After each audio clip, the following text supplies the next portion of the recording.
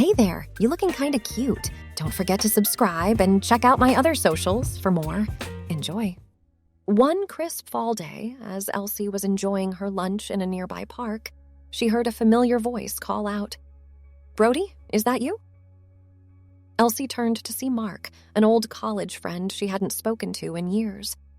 For a moment, she froze, unsure of how to respond. Then, taking a deep breath, she stood and greeted him with a smile.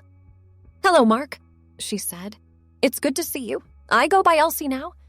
Mark's eyes widened in surprise, but to Elsie's relief, his expression quickly softened into a warm smile. "Elsie," he repeated. "It suits you. You look happy." They spent the next hour catching up, Elsie sharing an abbreviated version of her journey. Mark listened with genuine interest, asking thoughtful questions and expressing admiration for her courage. As they parted ways, Mark said, "I'm really glad I ran into you, Elsie. You seem to have found yourself." Elsie nodded, feeling a weight lift off her shoulders. "I have," she replied. "It's been quite a journey, but I've never felt more like myself." This encounter gave Elsie the confidence to reconnect with other people from her past. While not every reunion was as positive as the one with Mark, she found that being true to herself and her journey made even the difficult conversations manageable. As the months passed, Elsie's life fell into a comfortable rhythm. She'd wake early, go for a jog in Central Park, then head to the office where she'd guide her team through the day's challenges. Evenings were often spent networking at industry events or enjoying quiet dinners with the close friends she'd made since returning to the States. On the anniversary of her first day with the company in Uzbekistan, Elsie received a video call from Miss Victoria. "Miss Elsie," the familiar voice rang out. "How wonderful to see you. How are things in New York?" Elsie beamed at her mentor's image on the screen. "Miss Victoria, it's so good to hear from you. Things are going exceptionally well here. We've just signed 3 new major clients, and our team is growing faster than we'd anticipated." "Marvelous news," Miss Victoria replied. "We've been following your progress closely, and the board couldn't be more pleased. In fact, that's part of the reason for my call. We'd like you to return to Uzbekistan next month for our annual Global Leadership Conference. You'll be giving the keynote address." Elsie felt a thrill of excitement. "I'd be honored, Miss Victoria. It'll be wonderful to see everyone again." As she ended the call, Elsie's mind was already racing with ideas for her speech. This was an opportunity to reflect on her incredible journey and to inspire others with her story. The weeks leading up to the conference flew by. Elsie worked on her speech in every spare moment, pouring her heart into every word. She wanted to convey not just the professional success she'd found, but the personal growth and self-discovery that had come with embracing her new identity. Finally, the day arrived. Elsie boarded the plane to Tashkent, a mix of nostalgia and anticipation swirling in her chest. As the familiar skyline came into view, she felt a sense of coming home. The conference was held in a grand hotel in the heart of Tashkent. As Elsie entered the lobby, she was immediately surrounded by warm greetings from her former colleagues. Miss Dahlia rushed up to embrace her, exclaiming over how wonderful she looked. Miss Victoria welcomed her with a proud smile, introducing her to new faces as our star pupil. When it was time for her keynote address, Elsie took the stage with confidence. She gazed out at the sea of faces, some familiar, some new, all attentive. Taking a deep breath, she began to speak. 2 years ago, I arrived in this beautiful city as a different person. I was broke, desperate, and had lost faith in myself. Today, I stand before you as Miss Elsie, a successful business leader and, more importantly, a woman who has found her true self. As Elsie shared her story, the initial shock of the company's policies, the gradual embrace of her new identity, the professional and personal growth she'd experienced, she saw nods of recognition and encouraging smiles from the audience. She spoke of the challenges she'd faced in bringing their unique corporate culture to the U.S. and how those challenges had only strengthened her belief in their mission. Our company is about more than just business, she concluded. It's about creating a space where people can discover their full potential, free from the constraints of traditional gender roles and societal expectations. My journey from Brody to Miss Elsie hasn't always been easy, but it has been incredibly rewarding. I've learned that true success comes not from conforming to others' expectations, but from having the courage to be authentically yourself. As Elsie finished her speech, the room erupted in applause. She saw tears in some eyes and looks of deep appreciation in others. Miss Victoria was the first to stand, leading a standing ovation that seemed to go on forever. The rest of the conference was a blur of workshops, networking events, and emotional reunions. Elsie found herself energized by the exchange of ideas and the shared sense of purpose among her global colleagues. On her last night in Tashkent, Elsie stood once again on a balcony, this time at the hotel. The city glittered below her, a tapestry of lights against the dark sky. She thought about the frightened, unsure person who had arrived here 2 years ago and marveled at how far she'd come. A gentle hand on her shoulder startled her from her reverie. She turned to see Miss Victoria joining her on the balcony. "Penny for your thoughts, Miss Elsie?" the older woman asked with a kind smile. Elsie laughed softly. "I was just reflecting on how much has changed. When I first came here, I never could have imagined standing where I am now." Miss Victoria nodded. "You've come a long way, but you know, the strength and talent were always within you. We just provided the environment for you to discover them." "Thank you," Elsie said, her voice thick with emotion. "For everything, for seeing potential in me when I couldn't see it myself." "You're very welcome, my dear," Miss Victoria replied. "But remember, the hard work was all yours. Now, what do you see for your future?" Elsie gazed out at the city lights, considering the question. "I want to keep growing, both personally and professionally. I want to help others find the kind of transformation I've experienced, and..." She paused, a new idea forming. "I think I'd like to write a book about my journey." Miss Victoria squeezed her shoulder approvingly. "Those sound like wonderful goals, Miss Elsie. I have no doubt you'll achieve them all, and more." As Elsie boarded her flight back to New York the next day, she felt a renewed sense of purpose. Her time in Tashkent had reminded her of how far she'd come, but it had also shown her how much further she could go.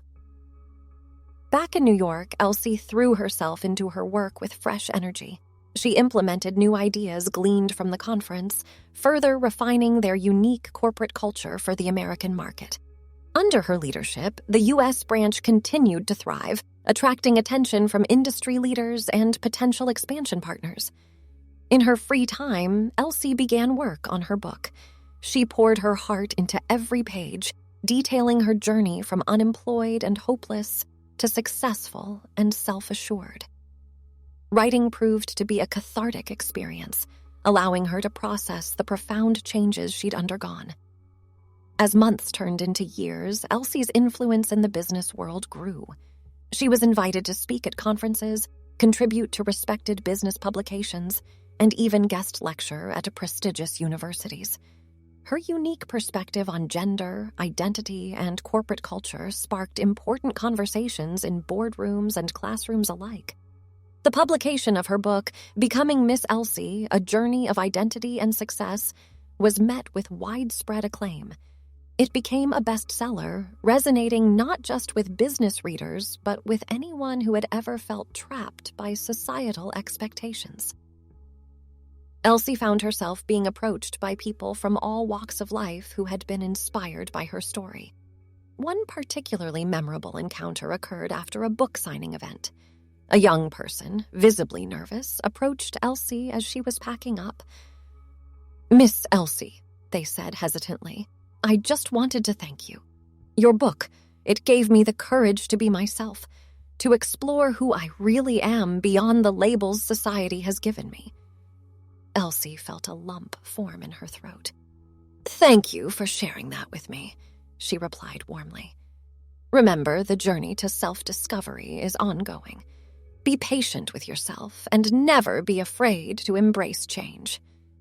As she watched the young person walk away with renewed confidence, Elsie felt a profound sense of fulfillment.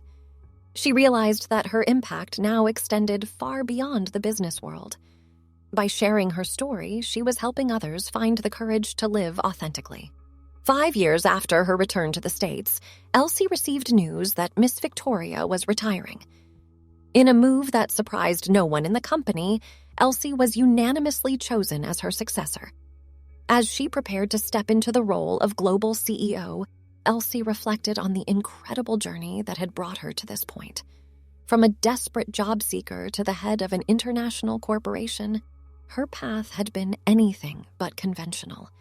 Yet every step, every challenge had shaped her into the woman she was today. As Miss Elsie took her place at the helm of the company, she felt ready to lead with compassion, innovation, and an unwavering commitment to creating spaces where everyone could thrive. In her first address as CEO, Elsie spoke of her vision for the future, a future where workplaces embraced diversity in all its forms, where individuals were empowered to bring their whole selves to their careers. She spoke of expanding their unique corporate culture to new markets, of using their success to drive positive change in the business world and beyond. As Elsie settled into her new role as CEO, she found herself facing a fresh set of challenges. The company's rapid growth had brought increased scrutiny from regulators and competitors alike. She spent long hours in meetings with legal teams and PR consultants, working to ensure that their unique corporate culture remained intact while complying with various international laws. One crisp morning, Elsie sat in her spacious office, reviewing the latest financial reports. The company's profits were soaring, but she couldn't shake a nagging feeling that something was missing.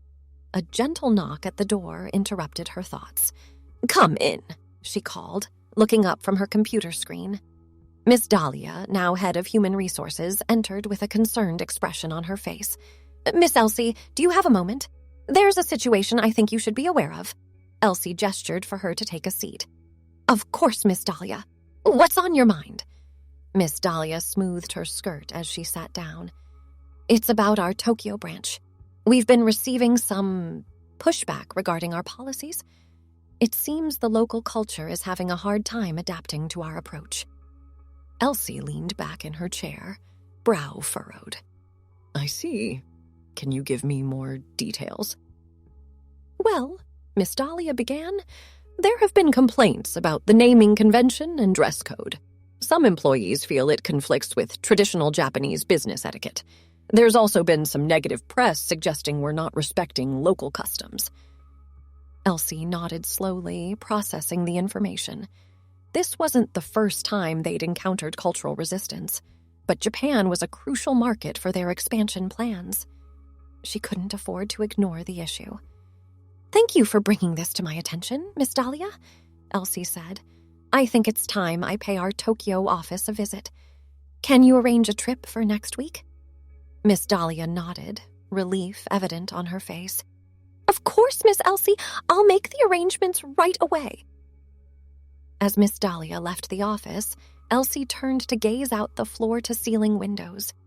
The New York skyline stretched before her, a testament to how far she'd come. But she knew that true success meant adapting and growing, not just replicating what had worked before. The following week, Elsie found herself stepping off a plane at Narita International Airport. The humid Tokyo air clung to her skin as she made her way through the crowded terminal. Despite her jet lag, she felt a familiar thrill of excitement at the prospect of tackling a new challenge. At the Tokyo office, Elsie was greeted by Miss Sakura, the branch manager. The Japanese woman bowed deeply, her expression a mixture of respect and apprehension. "Welcome to Tokyo, Miss Elsie," Miss Sakura said. "We are honored by your visit." Elsie smiled warmly. "Thank you, Miss Sakura. I'm looking forward to working with you and your team to address the concerns we've been hearing about." Over the next few days, Elsie immersed herself in the Tokyo office culture. She observed team meetings, spoke with employees at all levels, and even arranged discussions with local business leaders to better understand the cultural context. What she discovered was a complex web of traditions and expectations that clashed with their company's policies in subtle but significant ways. The use of feminine names and titles, for instance, was causing confusion in a society where honorifics were deeply ingrained and gender-specific. On her third day, Elsie called a company-wide meeting. As she stood before the assembled staff, she could feel the tension in the room. "First, I want to thank you all for your hard work and dedication," she began. "I know our company's policies have presented some unique challenges here in Tokyo. I'm here to listen and to find a way forward that respects both our corporate culture and your local traditions." A murmur ran through the crowd. Elsie took a deep breath and continued. "I propose we form a task force, comprised of both local staff and representatives from our global team. Together, we'll work to adapt our policies in a way that maintains our core values while being more culturally sensitive." She paused, gauging the reaction. To her relief, she saw nods of approval and even a few smiles. "This task force will have the authority to recommend changes to our dress code, naming conventions, and other policies. We'll implement these changes on a trial basis and reassess after 6 months." As Elsie opened the floor for questions and comments, she was heartened by the enthusiastic response. Employees who had been hesitant to speak up before now shared their thoughts and ideas freely. One young woman stood up, her voice slightly trembling. "Miss Elsie, thank you for listening to us. I love working for this company, but I've struggled with explaining our policies to my family. This compromise means a lot." Elsie felt a lump form in her throat. "Thank you for your honesty," she replied. "It's employees like you who believe in our mission while also honoring your own culture that make this company great." As the meeting concluded, Elsie felt a renewed sense of purpose. She'd come to Tokyo expecting to face a problem, but instead she'd found an opportunity for growth and learning. Over the next few weeks, Elsie worked closely with the newly formed task force. They pored over cultural guides, consulted with local experts, and engaged in lengthy discussions about how to balance company values with cultural sensitivity. The result was a set of guidelines uniquely tailored to the Tokyo office. Employees could now choose between the company's traditional feminine names and Japanese honorifics. The dress code was adjusted to incorporate elements of traditional Japanese business attire while still maintaining a unified company aesthetic. As Elsie prepared to return to New York, she felt a deep sense of satisfaction. The Tokyo office was buzzing with newfound energy and optimism. Miss Sakura approached her on her last day, bowing deeply. "Miss Elsie, thank you for everything," she said, her eyes shining. "You've shown us that it's possible to be true to ourselves while also respecting our heritage." Elsie smiled, touched by the sincerity in Miss Sakura's voice. "Thank you, Miss Sakura. I've learned so much from all of you. This experience will shape how we approach expansion in other markets going forward." As her plane took off from Tokyo, Elsie gazed out at the sprawling city below. She realized that this trip had taught her an invaluable lesson about leadership and cultural understanding. It wasn't about imposing a one-size-fits-all solution, but about finding ways to adapt and grow while staying true to core principles. Back in New York, Elsie threw herself into implementing the lessons learned from Tokyo across the company's global operations. She initiated cultural sensitivity training for all employees and established regional task forces to address local concerns. Months passed, and the company's reputation began to shift. What had once been seen as a quirky, potentially problematic approach to business was now being hailed as a model of adaptive, inclusive corporate culture. As Elsie sat in her office one evening, reviewing the latest reports from their international branches, she felt a sense of pride wash over her. The company was thriving, not just financially, but in its mission to create a truly inclusive workplace.